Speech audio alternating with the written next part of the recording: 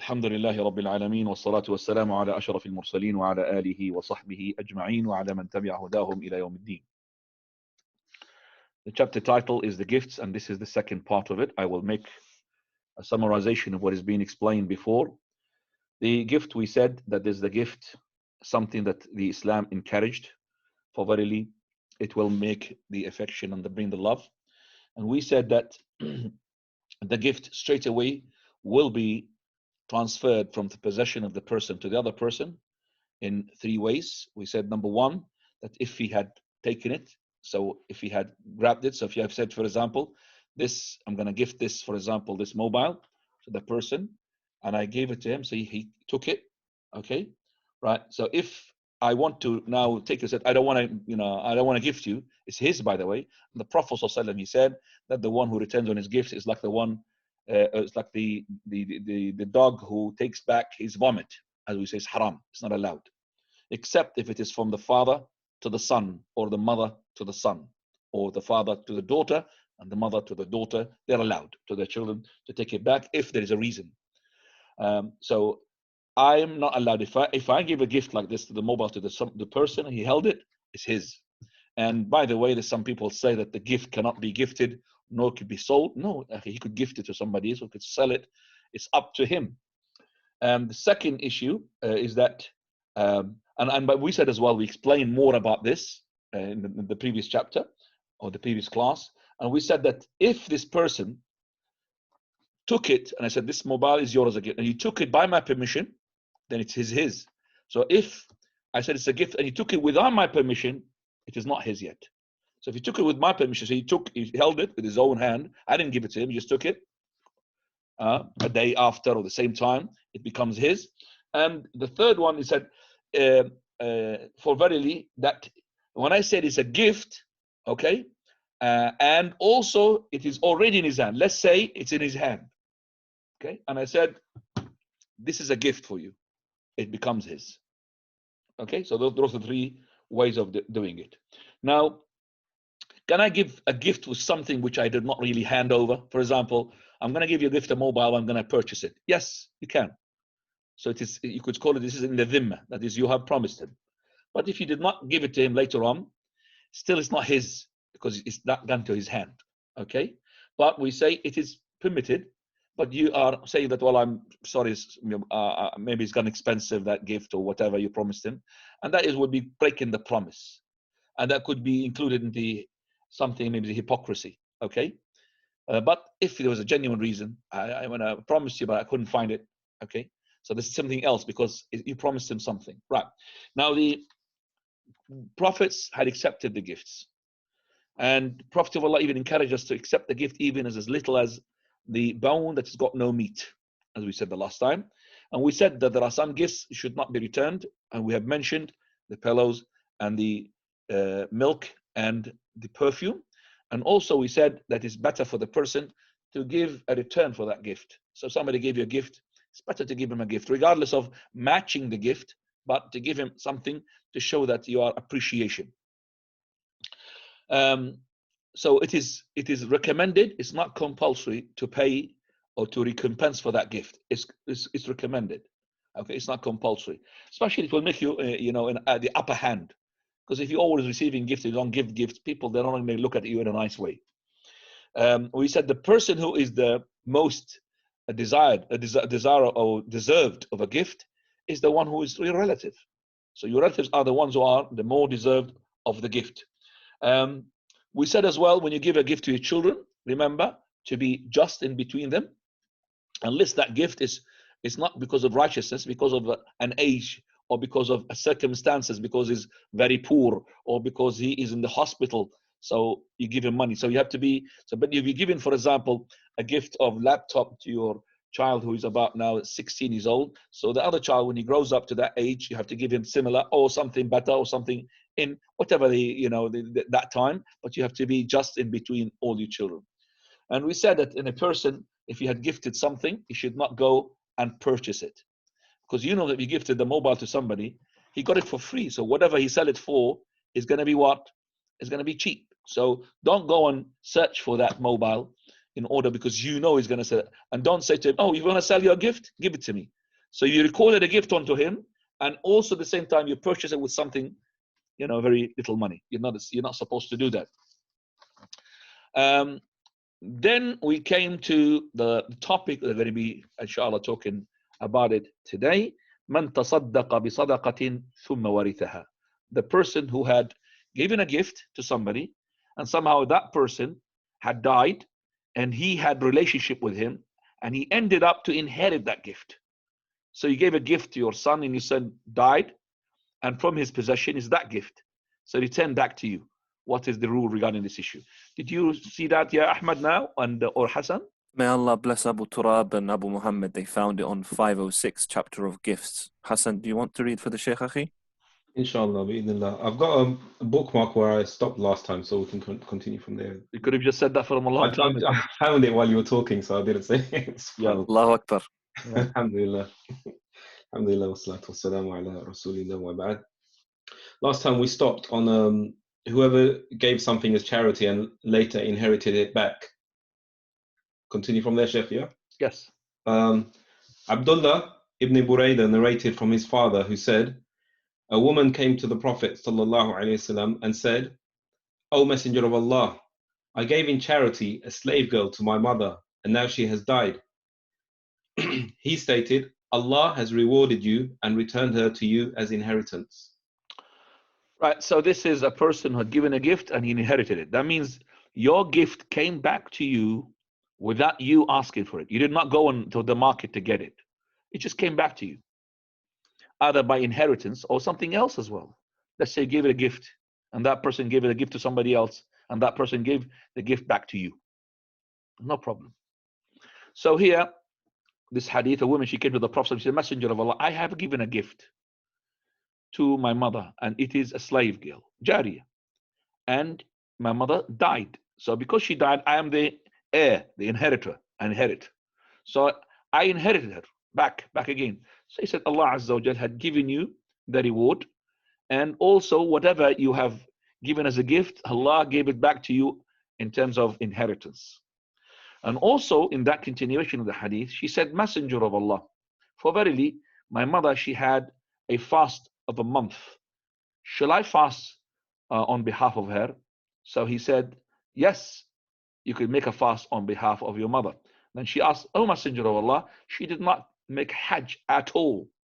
Shall I make Hajj on her behalf? Prophet said, yes, make a Hajj on her behalf.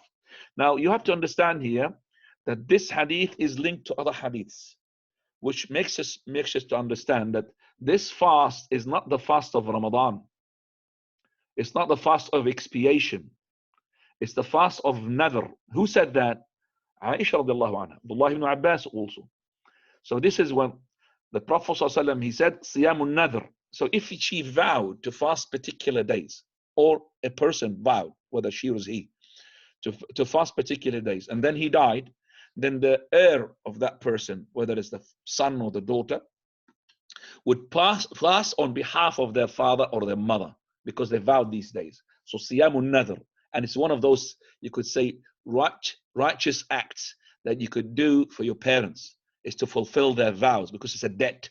It's a loan that Allah, it's a debt, you are in debt to Allah, and the first debt should be settled, is the debts of Allah Azza wa Jal. So you fulfill that. As for the Hajj as well, when she said, my mother, she did not make Hajj, that means she did not make Hajj and she had the intention to make the Hajj. But if her mother or your father, he had the money and he had the health, yet he doesn't want to make Hajj because he thinks, well, my dunya is better. No, he can't make Hajj on his behalf. But if he had the intention to make the Hajj and he kept postponing because he said the right opportunity, okay, and then death came to him, yes, he make Hajj on his behalf or her behalf. That's the father and the mother. And if anybody person to want to make Hajj on somebody else and he's not the father and the mother, he cannot bypass the son or the daughter.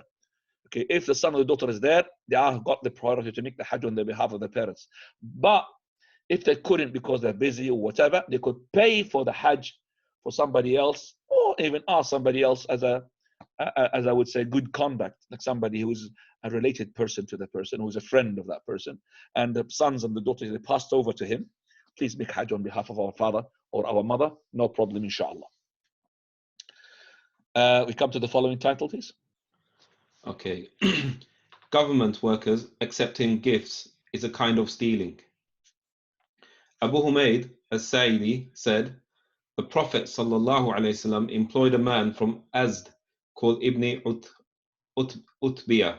Al-Lutbiyah. Al-Lutbiyah. Okay. To collect the alms. When he came back, he said, this is for you, and this was given as a present to me. The Prophet then stood up upon the pulpit. He praised and thanked Allah, and then said, what is wrong with the employee whom we send out, and then he comes back saying, this is for you, and this is for me? Why didn't he sit in the house of his mother and father and see if he will be given gifts or not? By the one in whose hand is my soul, no one take anything wrongfully except that he will come on the day of resurrection and it will be on his neck. If it were a camel, he will be grunting. If it were a cow, he will be mooing. And if it were a sheep, he will be bleating. Then he raised his hands so high that we could see the whiteness of his armpits, while saying 3 times, verily, haven't I conveyed the message? Right. Now, this is a chapter that we need to detail into it so you can understand it properly. It says here, the gifts that are being given to the government workers. So what about the normal workers? Okay, to give government workers. So we're going to discuss that, inshallah. The hadith, which lays the foundation and the principle for that. Okay, this hadith is from Ibn al-Lutbiyah. Prophet ﷺ, he sent him to collect the alms, the sadaqah and the zakah. So when he came back, he brought the sadaqah and the zakah, and he said, this is sadaqah being taken, okay, by that person, and this gift given by him, but that person will give the sadaqah also is to me. So that is the sadaqah for that money of that person, and this is being given to me. And this sadaqah is yours, has been taken from such an XYZY person, and this is for me as a gift. So the Prophet ﷺ, he had ascended the pulpit to show how important is this, because the importance of something, it will, make the person do something which is he normally doesn't do. And the Prophet of Allah, he would ascend the pulpit normally on the Jumu'ah, but now he's ascending the pulpit on other days to show the importance of that fact. That's why he ascended the pulpit. And then he addressed the issue and shows us as well the permissibility for the Imam to ascend the pulpit on other than the days of Jumu'ah, which I haven't seen yet an Imam doing it. I've done it, but I don't see Imams are, they do it. This is a sunnah. So something which is major, you go on top of the pulpit. The people now, they thought it's very strange. They see an Imam on a pulpit other than the day of the Jumu'ah. No, ya akhi. If it's something major, you go onto the people, onto the pulpit and remind them to bring your attention. They will say, oh, look at this Imam coming to the pulpit, even it's not the day of Jumu'ah. Wallahi, it became so strange that people will not accept it. But if the Imams familiarize the people with the Sunnah, then he praised Allah. And this is khutbat al-hajj. Alhamdulillah. نحمده ونستعينه ونستغفره والحمد لله رب العالمين والصلاة والسلام على أشرف المرسلين. So, but the priority goes for the khutbat al-hajj. Then he said, what is it wrong with these workers? And he did not mention his name, Ibn al-Lutbiyah. He did not mention his name because verily he doesn't want to, tarnish his reputation. And number 2, we're not really concerned about who is the person. We're concerned about the rule, what we're going to learn. That's what we're concerned of. So he said, ma balu, what is wrong? Okay, that we send a worker, then he comes back and he says, this is for me and this is for you. This is for you and this is for me. Well, let him sit in the house of his mother or the house of his father, or the house of the father and the house of the mother, and let him see if he's going to have anybody giving him a present, a gift. And before we continue the hadith, it means, see, this person, why is he being given a gift? See, when he goes to somebody who's got, let's say, so many sheep, cattle, and needs to pay zakat. And every 40 sheep, there's a sheep, as we have taught you in the sadaqat and the zakah. So he's now going to give a sheep, and the sheep is supposed to be from the average. So if it's sheep, all of it good, then it's a good sheep. If it's over bad sheep. If it's got good and and that. It should be an average between them. It's not really the fatty one, it's not really the small one. But when this person gives a gift, this Ibn Lutbiyah who is supposed to collect the zakah, he will keep a closed eye. He will take the, something which is not even worth anything. Okay? That's why it is haram. Prophet of Allah, he closed the door with that. And that's why in another hadith, in Sahih Imam Muslim, Hadith al-Kindi, he said that the Prophet ﷺ, he said, any person, we sent him as a worker. We have used him as a worker. That means for the government, for us. Yet he took even as little as mikhyat, which is like a needle.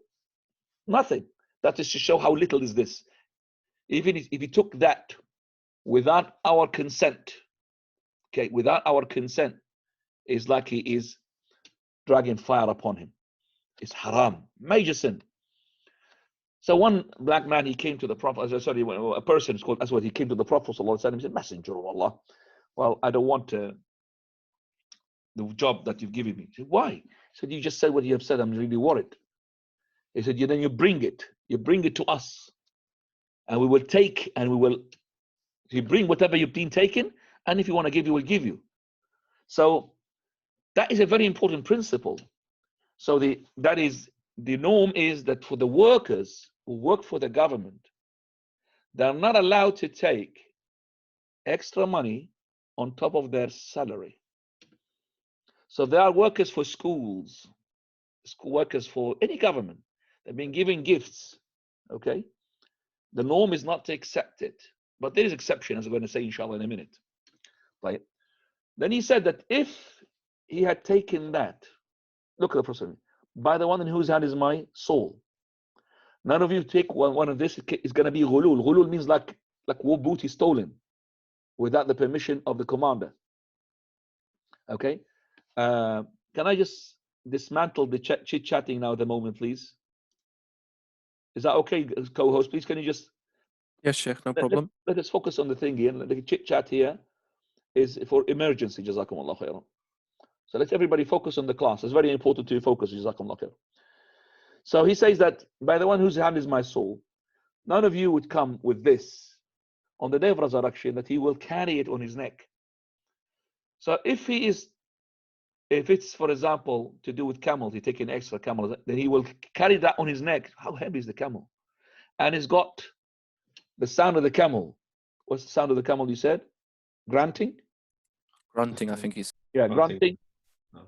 Sound of the camel. Grunting. Okay.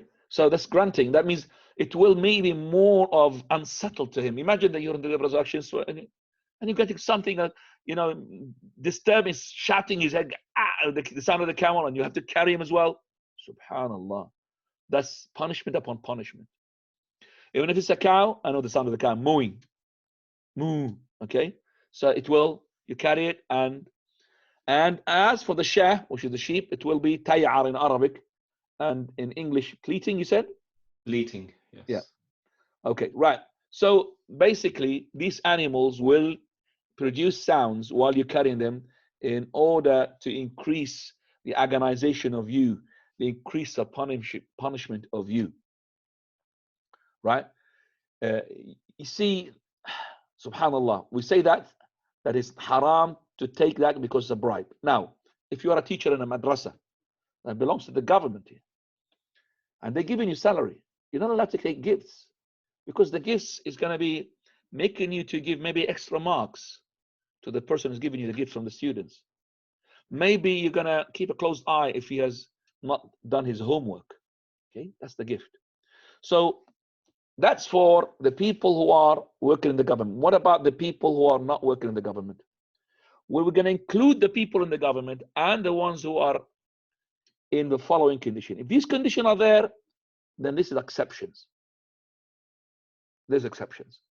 We say that it is permissible for the workers in general to accept the gift for the following condition. Number one, that the body that is employing you, they know. So in the madrasa, the body is not there. It is not the general, they call him headmaster. No. I'm talking about the council. They know that. Okay? General, where we could be, for example, just one of your bandits. You together dividing the money, the gifts and all of that. You and the headmaster. No. The body, the owners, the government. Or if you are working, for example, in a, let's say, in a non-governmental job in the company, the head of the company, the owner, not the manager, the owner of the company, he knows that. So that's number one. And he accepts it. So if he knows it and he accepts it. Because he took it without his knowledge, it's called suht, haram, money. Okay, so he is permitting it. Number two, that with this gift, you're not trying to shift the haqq to the batil or batil to haqq. So if that gift is going to affect the way that you're going to produce your service to the people by giving, a more precedence for that person giving you the gift, it's not allowed. It's like jumping the queue, for example, not allowed. Also, that this person who's a worker did not ask for it. Because if he's asking for it, that means he's asking for trouble. So if he's saying, in a hint, where is my ikramiyya? They do it unfortunately, in the Muslim world. So he will not move from his chair to help, okay, unless you give him. Now, if you gave him, is it a bribe? A bribe from his side, not the one who gives. Because the one who gives, he wants his service to be done because it's desperate. But the person who took it, it's haram on him. And before I continue the condition, I want to just at this point to make it sure that you understand it. Yesterday, something happened to me. I have a house in my country, part of my family house, which we inherited. My apartment is the one underneath the floor, underneath the ground. We call it taswiyah. Because of the taswiyah, the sewage, if something blocks into it, it goes and finds the lowest point, and that is my house in any area. So my house was the lowest point where the blockage that happened to the sewage. So somehow the sewage got into my house, flooded through the toilets, and damaged all my furniture there. Alhamdulillah. The problem is that when this taken place, it was not really that bad. It was bad, but it's not that bad. So my brother, who told him there, please, can you call? This is COVID-19. He said, no, this is emergency. And the emergency was there. So he called them. 2-3 hours, they did not come. Within the 3 hours, the sewage is going up and up and up. And this is governmental work. So I phoned my friend who knows the system and he knows the market. So he went there. He said, SubhanAllah, should have called me. So he called the guy. I want him to cut. So he called the person, even the owner of the truck that he will bring. Okay. So the head of the quarters of these people, they go and tell the workers to go to, for example, my house. But he didn't, because he says, I'm busy. Because he knows that somebody's going to trace his phone number, that guy, and then he will have a straight away direct link up with the customer who's asking this. And it's supposed to be for free because it's the blockage is in the street. It's not in my house because the blockage is in the street. So he called him. He said, just leave everything and I'll give you 10 dinars. He left everything. In 5 minutes he came. Before it took him about 3 hours, he didn't come. He came. Just for the 10 dinars, about 11 pounds, 12 pounds. Allahu musta'an. That is a bribe for him, haram. This is how the societies are destroyed. This is how the societies are being corrupted. Okay? I'm not really shouting for the 10, 11 pounds. I'm shouting how these corrupted people, they left the house to drown in sewage because he's after that 11 pounds, 12 pounds.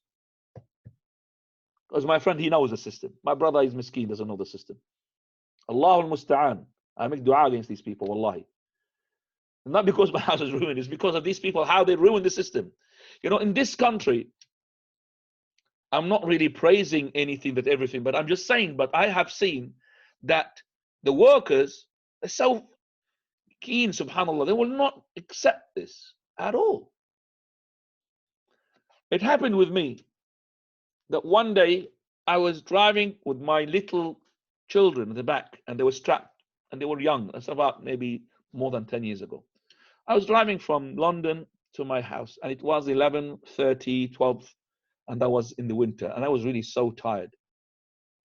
And if I drive slowly, okay, I tend to sleep, and when I sleep, I might make an accident. And I can't be, I'm on the motorway now, so I had to put my foot down. Hopefully there's no policeman here listening to me at the moment. So I had to put my foot down. There was a car behind me, which is far off. I could see it. It's like a four-wheel drive. That's far off. But when I went zooming on the A40, before I went to the motorway, I could see him. I thought this guy's having a race with me or something. Let me just lose him. I went straight away, faster. Then I found he's a policeman. And then he stopped me. And he stopped me actually in the middle of the junction. Okay, he came out. He's an officer, highly ranked officer. He called me out, and he said to me, "You lost your driving license." I said, "Well, I deserve it." So why are you driving fast? I said, and I told him what I just told you now. I don't want to sleep, and I've got children in the back, and it's safer for me to drive fast.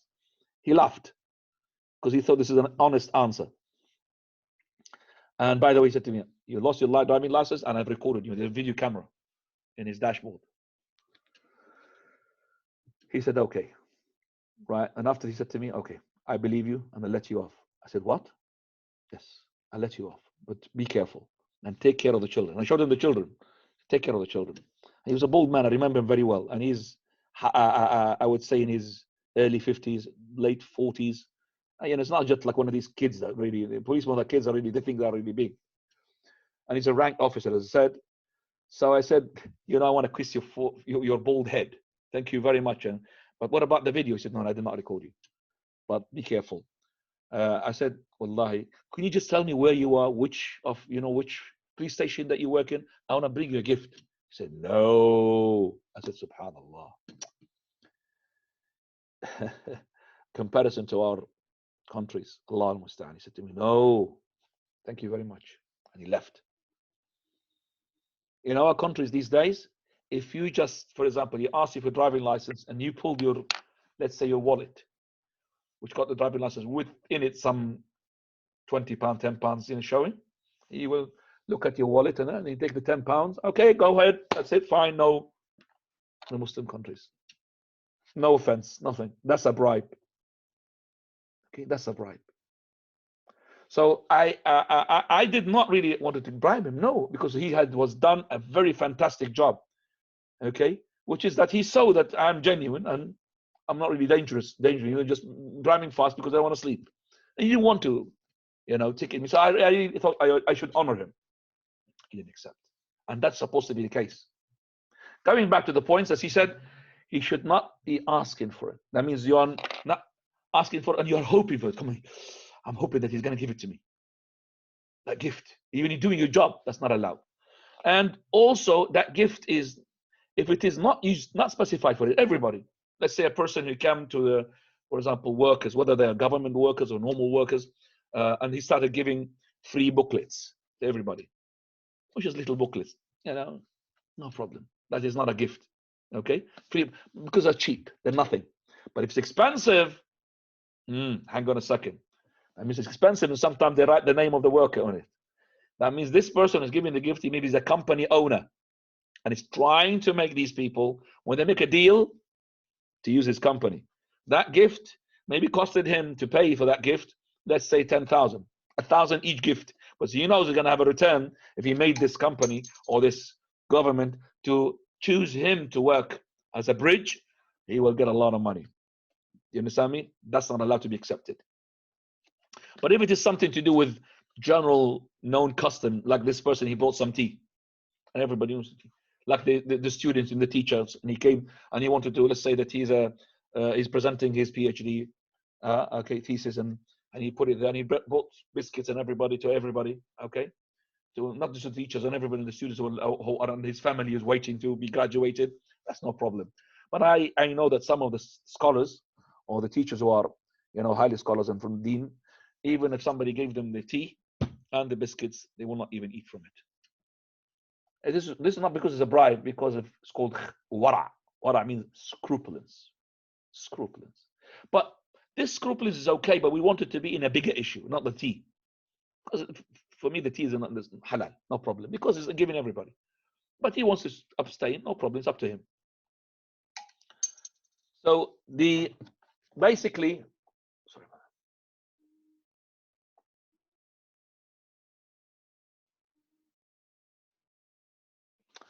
that. So basically, the person, if it's general gift and it's little thing, no problem, inshallah. He did not take that gift as well if for the sake of to give it to the workers as well, to the owners of the work.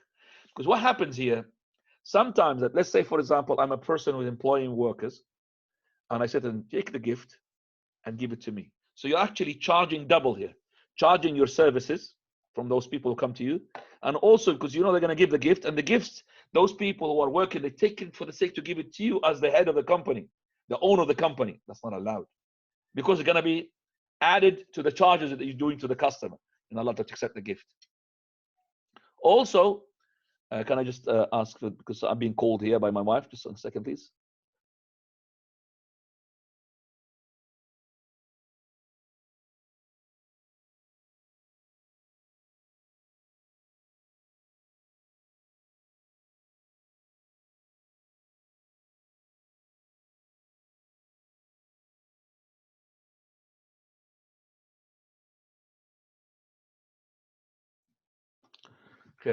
Right. Coming back, and also that it's better if you're being given a present. Let's say you're a teacher, and a student give you something, and the head of the teachers and the owner of the school, it's a private school, they know about that, and they accepted this and no problem. Okay, and it says, you know, the student wants to give you because you are a special teacher. It's better for you as well to give back in return. So he gave you, for example, let's say mobile. You give him a laptop to show the term, I don't want to make you have the upper eye. We say in Arabic language, طعم البطن تستحي العين. Feed the belly, your eye will become shy. What does that mean? If I fed you, you'll be shy to, for example, refuse my request or put me, in the back of the queue. You'll be always giving me some sort of preference. That's why. So he said, we'll give you back. So if you invite me, I'll invite you as well. So you don't have anything over me, inshallah. Wallahu ta'ala, these are the things that we need to bear in mind. Okay? So we say that the people who are working in the government, they are more emphasized, but the people who are working in the not government as well, they have to bear what we have said as well regarding this issue. But if the person, keeps asking for this, give me, subhanallah, ikramiyya, give me like we call it not a bribe, a tip. They ask for that tip. It's a humiliation. That is a humiliation. Okay. Now, before we go to the I was going to say, there's a bit about the Prophet ﷺ raising his hand and his armpits. Okay. Yes. Well, at the end, the Prophet ﷺ, he had raised up his hand like this until we've seen his abithai. Okay. Didn't I say raise up his hand? He said, did I convey my message 3 times? Did I convey my message? This is basically, it's like saying, for you to testify that I have conveyed what I'm supposed to do, because this is our haqq onto the Prophet, that he should convey everything that's been revealed to him and not to hide anything. Okay, and his haqq upon us is to follow him. So we got a haqq upon him that he conveys everything, and he's got a haqq upon us that we should follow him and obey him. But before we go to the next title, there are things here that we discussed the last time, and I've been asked a number of questions. For example, I had a question from the Bedford head of the charities Jum'ah regarding accepting for the masajid the hadiyah, and we said the hadiyah, okay, if it is haram in itself, we don't accept it. Haram in itself, for example, it is, for example, wine or swine, okay, something haram in itself. I can't accept that hadiyah. Or stolen money, stolen item, I can't, because this is haram in itself. But if it's haram in the way that is being acquired, like, he has made it out of riba, he took it out of gambling, it's not stolen item. But for example, he made his fortune, he made his money out of his laptop and all of that out of haram. We said as soon as that gift goes to you, it does not carry with it that haram. It's haram on that person. It's not haram on me. If you did not pay zakah on it, it's him to be blamed that he didn't pay the zakah on that money, but he will give it to me. If I inherited it from him as well, if he died, it's halal on me. Okay. So that's, you have to understand, when the Prophet ﷺ, he accepted to be invited by a Jewish woman, and she gave him a lamb, and the Jewish money, most of it is from riba. She accepted that, and this is, as I said, as a way of reconciling the hearts of the non-Muslims. And we said as well, the gifts regarding even the Christmas and all that is different from passing congratulations to them. It's not allowed, haram, because you congratulate him on Christmas. That means you're saying that basically I am approving of you saying Allah is one of triune, Jesus Christ is a God. But when they give gifts, if the gifts, even during the Christmas, if it's nothing to do with Christmas, he's not giving you a gift, for example, a tree, but he's giving you a laptop, and he knows for sure that you don't accept Christmas, no problem to accept that gift. If you don't want that laptop, send it to me, I'll accept it. For example, in Easter, if this Easter, for example, they give eggs, okay, and these eggs. Now, these eggs is food, okay? It's chocolate, basically, it's all of it. They believe in these eggs. Now, I am not allowed to give eggs to him or send eggs on that occasion. I'm not. But let's say that this person gave me in the Easter, let's say a mobile. I accept it. But he knows that I do not, okay, celebrate or champion his. That's the most important things. Al-wala wal-bara. But it's allowed for me.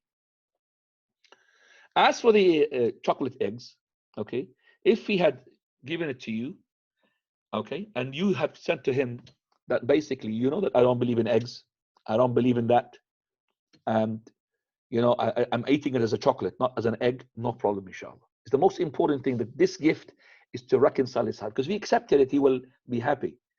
If he doesn't accept it, he's not going to be socializing. But he has to know that I am not celebrating your, okay, your Eid. I am not part of it. Okay, that's the most important thing that he should know. If it is the gift. So if you didn't know who is the person, you could eat that egg, no problem. If you know that person, you should make to tell him, it's upon you to tell him that this egg, we don't celebrate it. If you think that we believe in eggs, we don't believe in eggs. Okay, so the gift in itself is not haram. It's the gift because of haram if it is the way surrounding it. It's like the hadiyah. We said if it's swine or wine, haram. Stolen money, haram. I can't accept it as a gift. But he made it in a haram way. He acquired this mobile in a way of gambling, then it's halal for me, haram to him. Regarding the masjid as well, the same thing. The masjid, we can accept money from the kuffar. And I remember when we used to collect money at tabarru'at, which is donations from people to our masjid in Jordan, we used to go to the, you know, the places where they manufacture tiles. Okay, there are factories. In here in this country, you don't see them. Okay, it's all of it online. There we could go to the manufacturer and ask, we could sit down with the manager and everything. So we went as me and my friend, we got a truck to go and load whatever the donation. We want to make tiles for the masjid there, or everything around the masjid, or the toilets, or everything to do with the masjid. So we went, and then one of the big factories, which is owned by this believer, he is a Christian. He called us. He said, can you take this? And he gave us the biggest load, more than the Muslims. And he said, take this. You know, they collected for a masjid. I hope that God will forgive for my mother. So, subhanallah. His mother, she does upon Christianity. He said, I hope God that will forgive for my mother. Take that for the sake of my mother. So we took it. No problem. Okay? Even if it is made from, for example, riba money. Even if it is. Because if it's us a gift, it will transfer to us and it will be halal, inshallah. Okay? So you have to know that for sure. So if I accept the gift, which is made of haram, not haram in itself, for the sake of reconciling the person, for the sake of, it is halal, because it's halal in its, when it comes to me, it doesn't carry the haram way, it's being gained. طيب. Prophet ﷺ also regarding this issue, I'm going to add some hadith here, that he said any person who had received a gift, whether it's something or even money, from his brother, Brother here is Muslim brother from brother humanity. This is the gift. And he did not ask for it. He did not have some sort of in heart hoping for it, or willing, and waiting for that. Okay? Let him accept it. It's a command. Let him accept it. Do not send it back. Let him accept it, especially if he's a Muslim brother. So a gift to the Imam, a gift to the whatever. You give a gift to the Imam, yes, he accepts it. As long as he's not really after it. He's not saying, well, if you give me a gift, I'll recite more. Give you more Baqarah, Zaid, plus Ali Imran. But you give him a gift. The Imam. No, alhamdulillah. And he's not asking, he's not really, hoping for it in his way. This is up to the Imam himself. It's inside. Allah knows. So when the Prophet sent some money to Umar al-Khattab radiallahu anhu, okay, and Umar al-Khattab, he heard the Prophet sallallahu, the person who keeps asking the money will come on the day of resurrection as kuduh, meaning like scratches on your faces and your chest on the day of resurrection. It's like scratching your flesh and your skin. Straight away he sent it back. Prophet said, why Umar sent it back? Why you don't want it? He said, Messenger of Allah, what you just said. He said, no, if somebody gives you money without you asking for it, he said, the one who asked for it, or yourself is not yearning, looking forward to take it, then accept it. So he accepted it. قال فليقبله ولا. And then he said, إنما هو رزق ساقه الله إليك. This is a provision, rizq, that Allah had sent it to you without you knowing. Subhanallah. Allah will give you rizq. Allah giving you that rizq. Allah Azza wa Jal giving you that. From Allah subhanahu wa ta'ala. You did not ask for it. You did not even hope that this guy is going to give me. No problem. This is Allah saqahu ilayk. طيب. Alhamdulillah. Go to the Umrah or Ruqba, inshallah, and we will finish in about 15 minutes. Fadal. Okay. Al-Umrah and Al-Ruqba. These are two types of conditional gifts. Al-Umrah comes from the word meaning lifetime, while Al-Ruqba comes from the word implying watchfulness. These were types of gifts given in pre-Islamic days.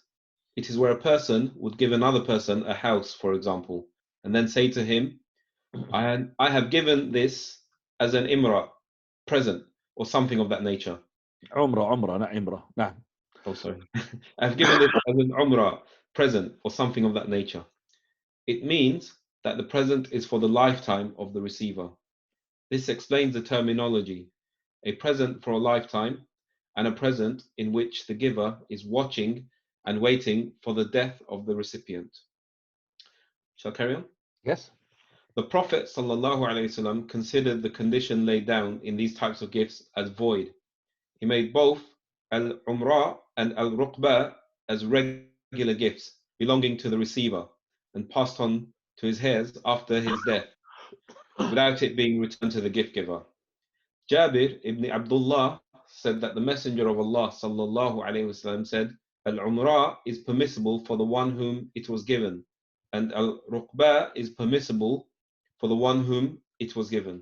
He also narrated that the Prophet ﷺ said, keep your wealth and do not ruin it. Truly, whoever makes an Umrah gift, then it is for the one who has been given it, alive and dead, and for his descendants. Right. So the Umrah and Ruqba is part of the gifts. That's why it's after the gifts. But it is basically limited to condition time.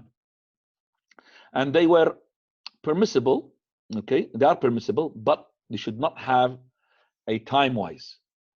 You see, the people before Islam, they used to give this as a gift. They say to you, for example, this house, okay, is yours as long as you're alive.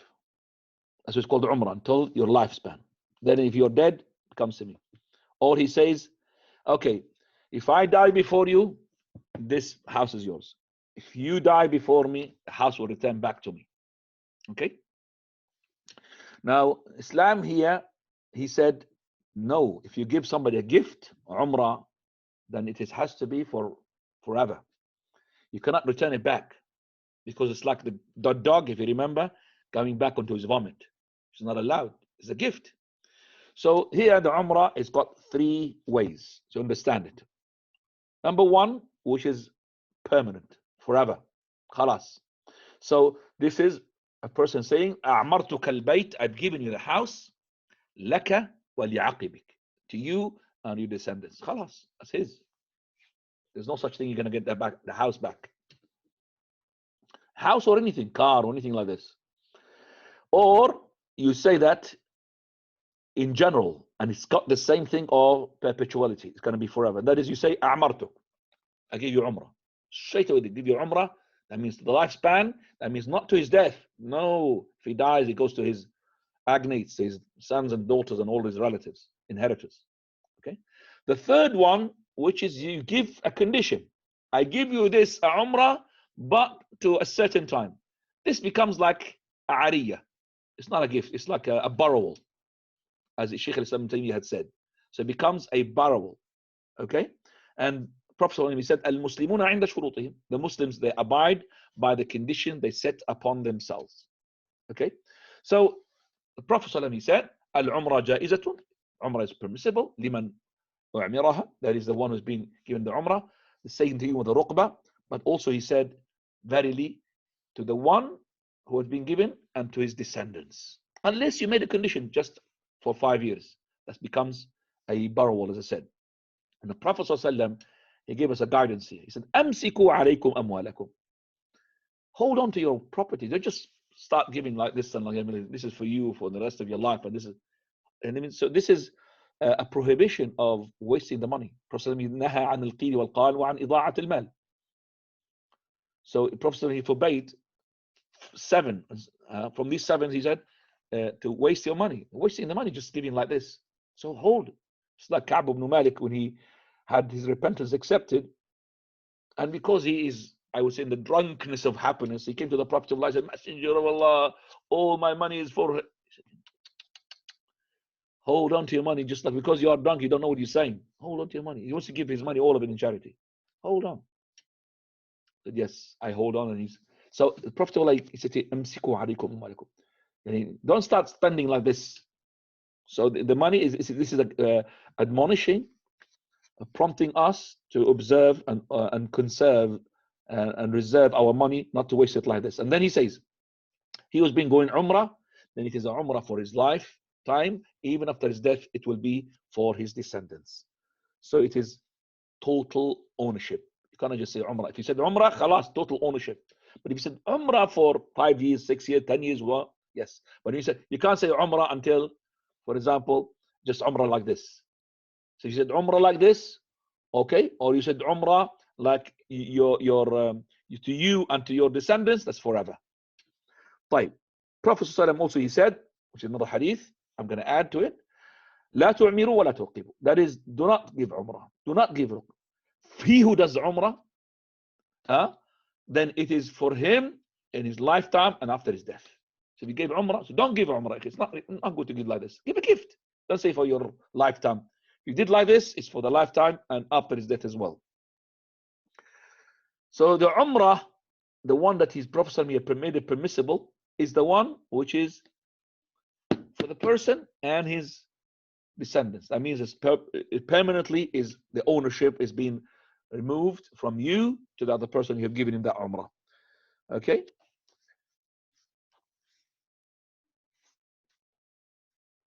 If the Umrah, he said, as long as you are alive, then it will come back to the person. It becomes like Ariyah. It's like a borrow. Now, with this, alhamdulillah, I think we just come to the end of the talk. I was going to talk about the ghasb, but there's no time. We haven't finished by 7 o'clock to give 15 minutes to the following class.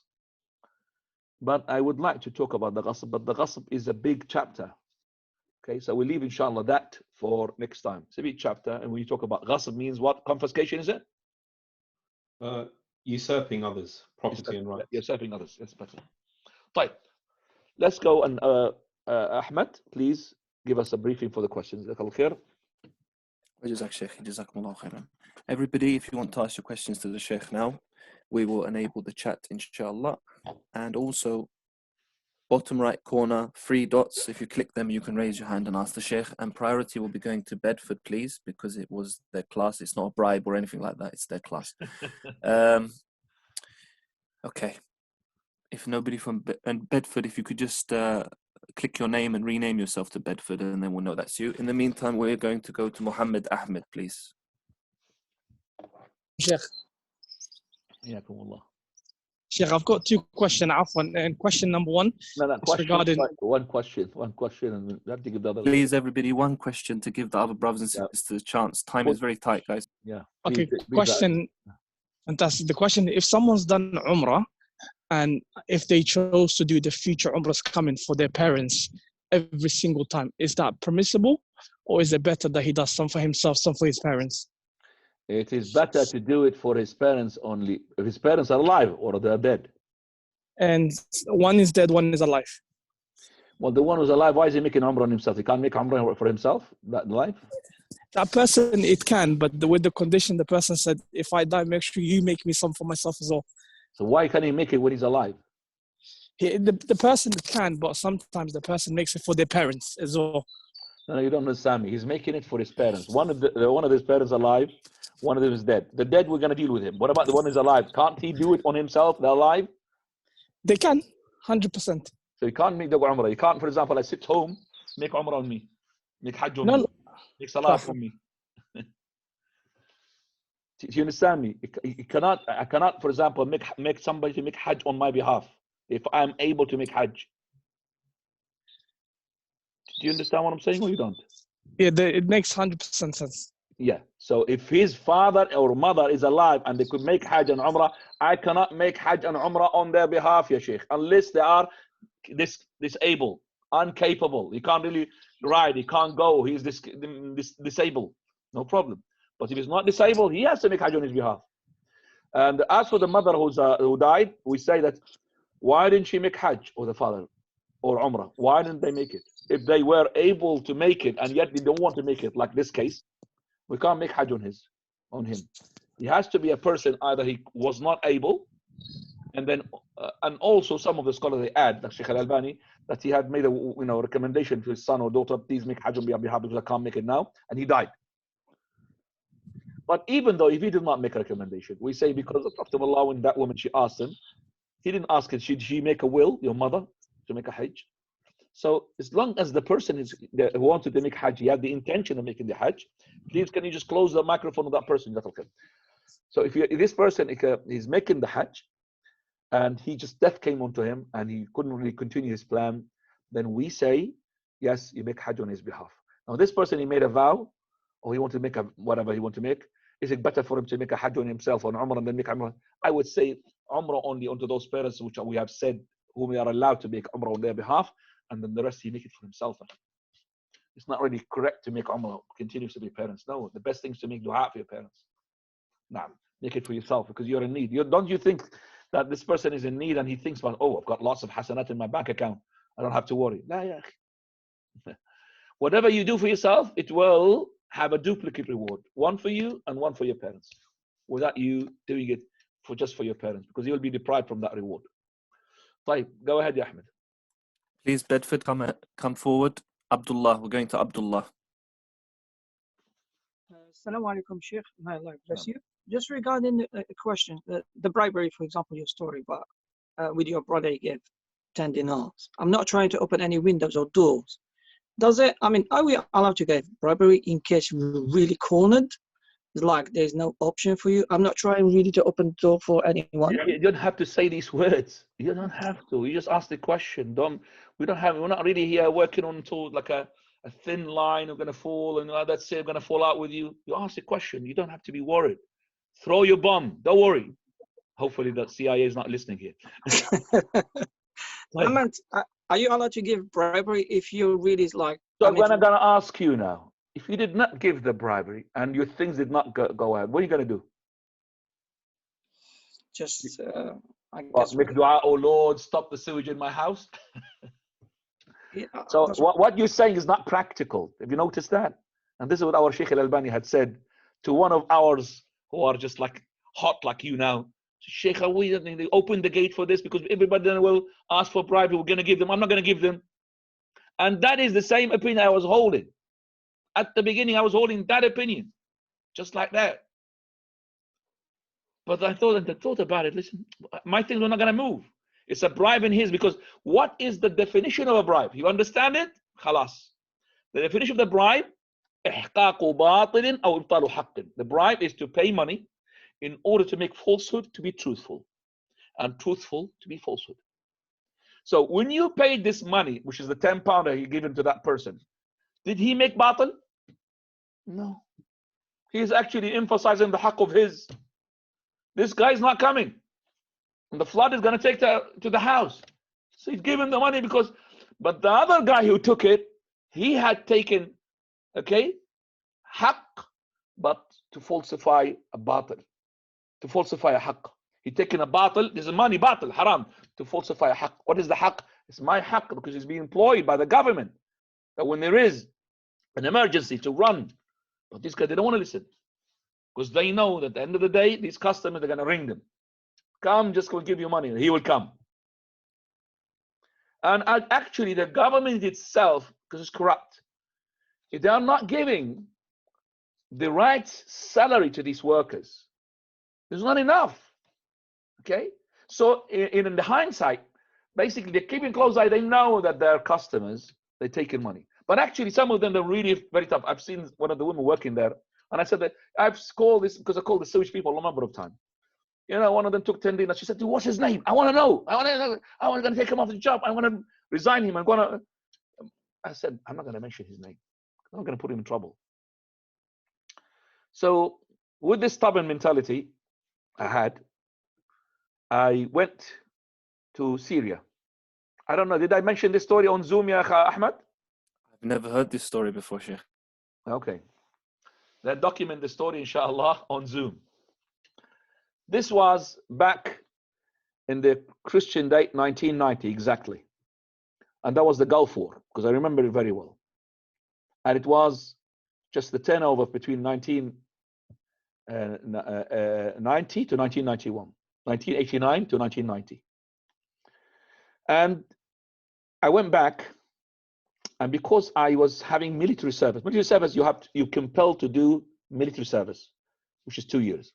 But you could postpone it by paying a lot of money, which I didn't have to pay the money, or you have studies. Okay, I didn't study how to study. Or you are living outside and you have residential, so you could postpone it. But if you are postponing with residential and had a residential in this country, then I have 4 months or 3 months, I think, or 4 months. I can't remember, 4 months or 3 months. I cannot stay more than 4 months in the 1 year. So if I want to stay 4 months more than that, they will take me to military service.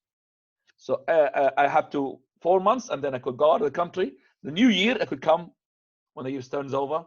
I could come to the country and back again. I'm just saying the story, just to listen to it. It's very, subhanAllah, educating story. And I actually written it myself just to always remember it. SubhanAllah. So when I went there, basically, I'm going to cut it short. I went there at the time of when the date is going to transfer from, I went to the 30th, 31st of December to come out. So we come back, because I have to go out and stamp my passport in order to get a new 4 months.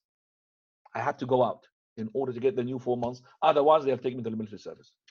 On the way, I went to, what's the nearest country? Syria. It's on the border. Just go to Syria, come back. That's Syria when it was a safe country. Now, my father, he asked me to, buy for him 2 things. And he gave me money. May Allah have mercy upon him. He had given money to buy him a cloak, and money as well to buy him a charcoal sort of burner, which is a big one, called a canoon in Arabic, that you put lots of charcoals, and it's like, I'm talking about, very huge, 2 meters in size and 1 meter, and it's got as well, lights in it and all of that, and it's made of copper, which is very, they do it, the craftsmen there in Syria, very good, and it's very cheap as well. And he gave me proper money, so he gave me about 200 pounds at that time. Is a lot of money for more than 300 pounds. So I went there anyway. The buying of the cloak has got a story. I'm not going to mention it now. That's in a show when we have time. Somebody will remind me. But the story of the charcoal burner. So I went through the car, which is like car service. So you have like a taxi. It's not far off. It's about 2 hours and a half, 3 hours drive. So we end up in Damascus. 4 hours drive. 4 hours, yes. So basically, I went, and then I went there and stayed only for 3 days. That's it. Just one day to go, and then second day, 3 days or 4 days maybe. And I went to buy this charcoal. It's a huge one. So when I went to the place in the station to take the other car back to Jordan on the border, the Syrian driver, the taxi, he said, Sheikh, this thing will not come out of Syria unless we pay. He means that a tip, you're going to call it a bribe, not to him, to the border people. I said, if you cut my neck, I'm not going to buy this. How can I pay a bribe? Because this is my understanding, this is a bribe. Sheikh, it will not go. I'm telling you. I said, okay, let me just go to another car. He said, okay, you're stubborn. Always shuyukh are stubborn. All right. He just took it. And it's really massive. He just took the whole boots of his. And he's got one of these American cars called Dodge. Old cars, very big at the back. So he filled up the back. So we went. I was one of 5 passengers. So each one different, from different background. One of them, she's a woman as well. She is Syrian, married to a Jordanian. Her husband is in Jordan. So we're 5 passengers. I was in the front, and I was next to the window, the passenger seat. And the passenger seats have 2 seats, and then because a big car, and him is the driver. So I went, and I started talking about you Syrians, guys. You Syrians always take bribe, and what is this and all. And the driver's not saying anything because he's scared. So it is like curfew laws and emergency laws. It's really very bad there. And the woman who's in the back, she's saying, well, basically, you're Jordanian better than us because you don't take bribes. On the border, the driver took our passport to go and stamp them. He said, stay in the car. So he went there, and while I was talking to the passengers, this person knocked onto the window from outside. We lowered the window for him. Yes, he said, who's that charcoal burner belongs to? I said, it belongs to me. He said, well, this will not pass the border until you pay. Bluntly, like that. I said, I'm not going to pay. You take it. He was shocked when I said this. So he looked from his side to the other side over the car, and there was the driver speaking to somebody else. And that policeman is maybe a higher rank. So he said, CD, master, this guy's not paying us. Openly like this, he's not paying us. So the other guy, he gave him a hint. Let him, khalas. We don't want him. So I said, MashaAllah, I want, alhamdulillah, Allah gave me, alhamdulillah. So the driver went in. Now between the border and the border is only about 2 minutes, 3 minutes. And we went to the Jordan. And I was saying, look, alhamdulillah, Allah honored me. I just kept firm. I didn't pay, and Allah made me this to pass. And the driver did not say a word until we went in Jordan. And he said to me, Sheikh, do you think that this guy, he said to you, okay, go ahead. Just like that. I had to give him 2 packets of cigarettes to the other guy, the higher one. That's why he just gave a hint to the other one. Oh, let him go. Because I knew that you are stubborn. You're going to cause us trouble. I was really laughing my head when he told me this. I knew that you are stubborn. You're not going to cause us trouble. So I had to give him 2 packets of cigarettes. He had to give him that, which is haram, of course, but haram with haram and all of it haram. And we kept laughing the whole trip. And I even asked him to drop me in my city, not just in the station. And he said to me, we have, very, dictatorship basically in our country. We can't say anything. But anyway, I did not pay a bribe if I paid. All right. So that's the Sheikh Al-Albani's answer to one of the students of knowledge, well-known student of knowledge. I'm not going to mention his name. He was arguing with the Sheikh. I said, so what are you going to do? You're stuck now. You've been cornered, like the question is, cornered. So what are you going to do? You're going to leave your thing then. You could have taken mine. So if he had taken that charcoal burner, how much is that charcoal burner costing me? It costed me 150, 200 pounds. So instead of paying, I'm going to pay £2, £1, £2 for the 2 pack of cigarettes. I'm not going to give him, because I'm going to give him £1. Okay? So which one is better? To give him the £1, which I'm being forced, or to lose £200? I'll sacrifice because I want to establish the fact. This is not real reality. This is not real life. You can't go on like that. If you take the charcoal burner, I think my father will send me back again. Go and get it. What are you doing? Because here the Prophet said, don't waste your money. I'm wasting the money because of £1. He's forcing me. So I'll give him the weapon. It's a bribe for him, but it's not bribe.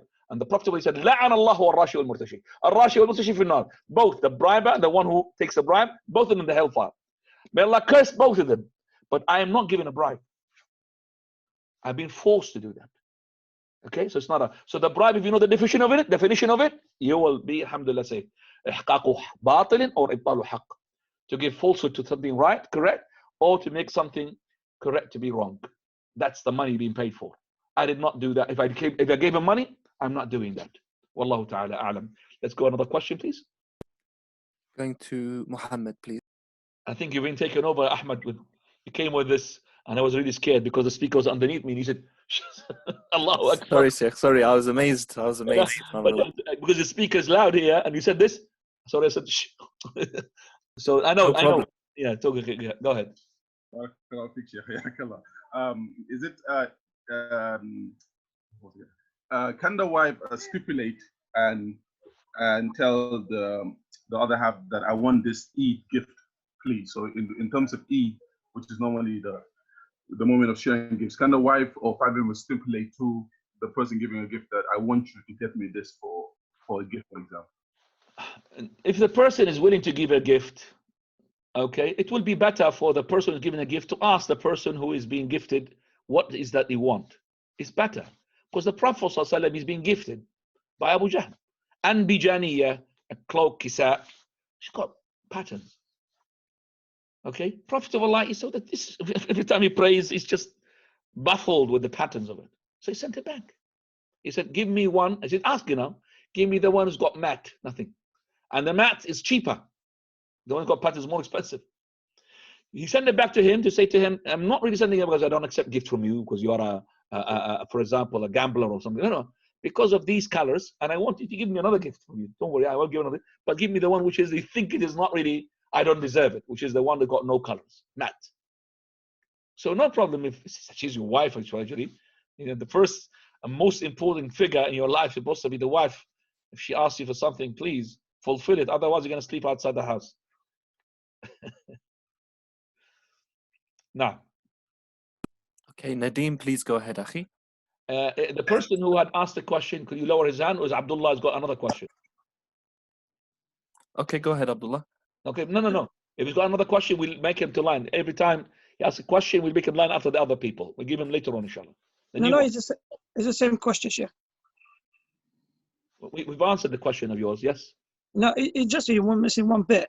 Yeah. It's like, it's like back home when you want to buy a house or shop, for example. They ask you for bribery, otherwise you're not going to take it. But in this case, you're not really forced. I mean, are you going to give the bribery or? Can I ask you? You're not forced. What do you mean? Like, can I buy a house without bribe? No, it's like it's like the story. You have just answer the question. Yeah, Habib, Allah yajzik khair. Okay. If you don't give a bribe, would you be able to buy a house or not? Answer me. No. So it's not bribe, yeah. So the same case with me. If I don't pay, I'm not going to take this with me. But if there's a way of taking it without paying a bribe, yeah, I will wait. All right? Sometimes there isn't. Yeah, Sheikh. Allah barik fiik. You got the answer. You're going into more details and you're taking the time of others. You understand? You got the principle. Khalas. Thank you. Thank you so much, brother. Thank you so much. Let's go to Brother Nadeem, please.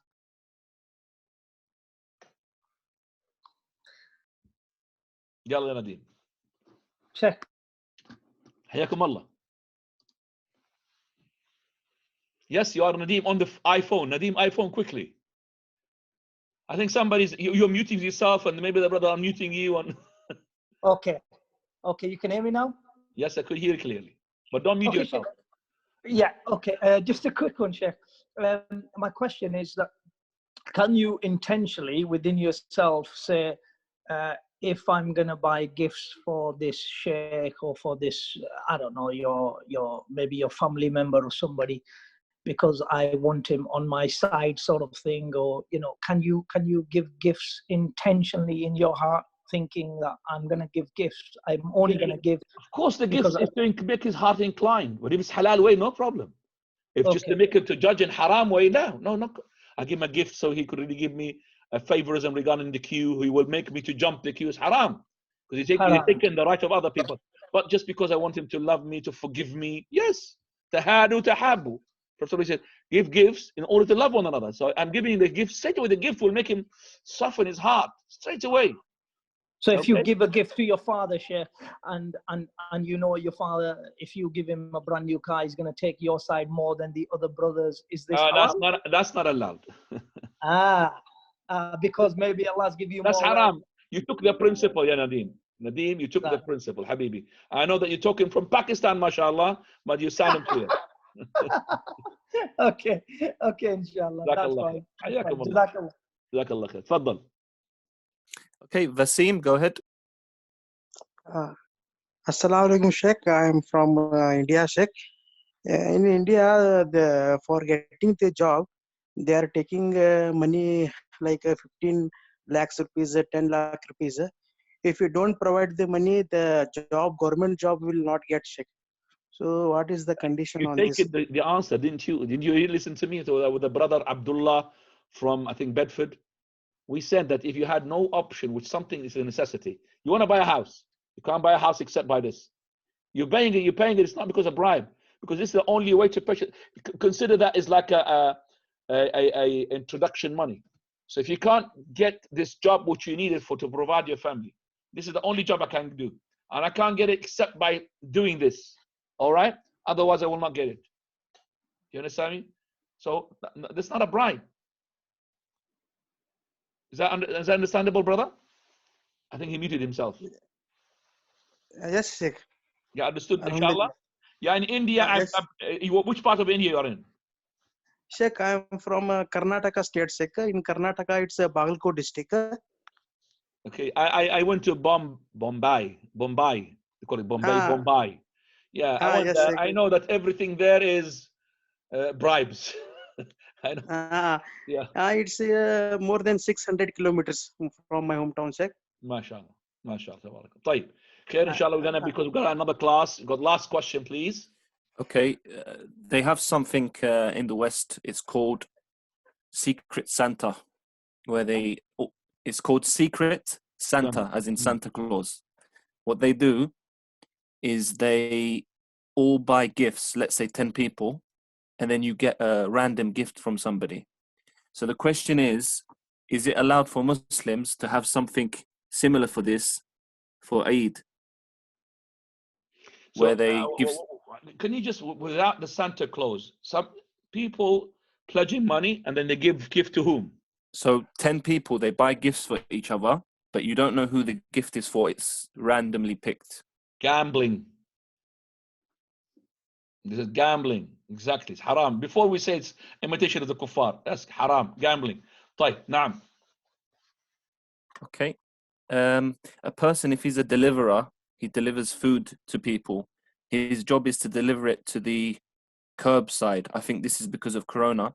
He's asking if the customer asks him to deliver to his house, can he charge extra? Is that allowed? Subhanallah. Very good question. So for the sake of the money, he would jeopardize his life. But for the sake of no money, no, he's not allowed to do that. He is not, because his job and he's a courier. They don't really allow him to do that. He's not. This is called suht, haram. No. Is warranty allowed in Islam?